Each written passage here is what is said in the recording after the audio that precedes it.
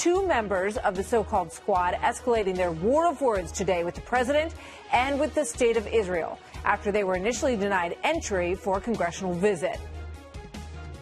We know Donald Trump would love nothing more than to use this issue to pit Muslims and Jewish Americans against each other. I watched as my mother had to go through dehumanizing checkpoints.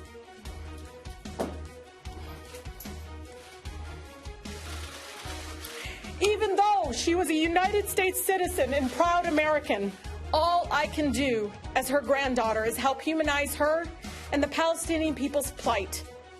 Joining me now, Ambassador Danny Dannon, Israel's representative to the United Nations. Sir, thank you very much for being here tonight. Thank you for having me. When you listen to Rashida Tlaib, the Congresswoman's, passion there and her emotion, what goes through your mind? That was a nice show. But when you look at her words previously, what she said about Israel, she doesn't even recognize the right of the Jews to live in Israel. It is a pure anti-Semitism, and now they're using all this issue to get more PR for their campaigns. But then look at the facts. There was a delegation coming to Israel with more than 70 congressmen. They didn't join that delegation. Would they have been welcome in that group? Absolutely. Absolutely, and they would have met with the Prime Minister, leader of the opposition. They would have went to Ramallah to meet President Abbas, like every freshman congressman in D.C.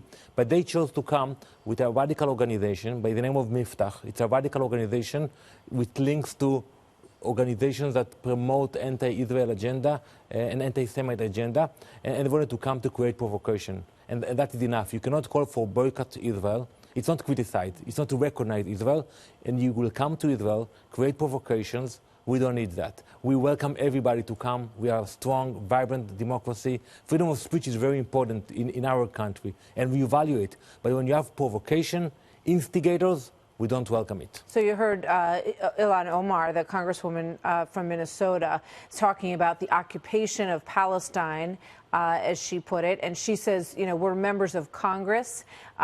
Because Israel is the only true democracy in the whole region, they should respect the United States members of Congress, regardless of how they feel about these individuals. We respect leaders from all around the world, but we do not respect people who come to create provocations.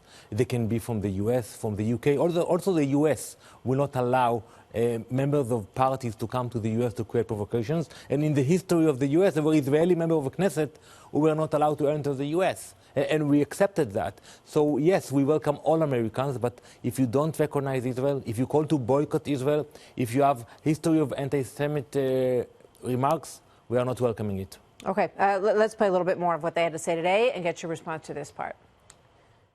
We must be asking, as Israel's ally, the Netanyahu government stop the expansion of settlements on Palestinian land and ensure full rights for Palestinians if we are to give them aid. I think the focus is there's hiding of the truth and hiding that the occupation is happening, and they knew us setting foot there would basically bring attention to something that many of us feel is very much against international human rights.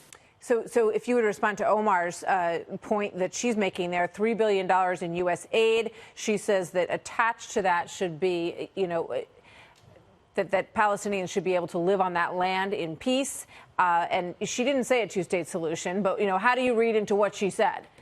Empty remarks. If you know the facts, we are willing to engage. We signed peace treaties with Egypt and Jordan. The Palestinians are occupied today, not by Israelis, by the Hamas regime that are taking advantage of the poor Palestinians in Gaza. And they should know better than that. We seek peace, we pray for peace, but we need a partner for peace. And we value the support of the U.S., but Israel is the strongest ally of the U.S. in the region. Yeah. When we are safe, the Americans are safe as well. Before I let you go, how much influence did the president have over Prime Minister Benjamin Netanyahu in making this decision to say no to them? The decision was taken before the president tweeted about this issue. We had discussion about it, and I can frankly tell you that for us it was not an easy decision, because we welcome people who criticize Israel. I take ambassadors from the UN almost every 3 months to a delegation to Israel. We welcome criticism, but here when we saw somebody who was promoting anti-Semitism, we decided not to allow it. Thank you very much, Danny Dannon, Ambassador to the United Nations on behalf of Israel. Thank you, sir. Thank you very much. Good to see you tonight.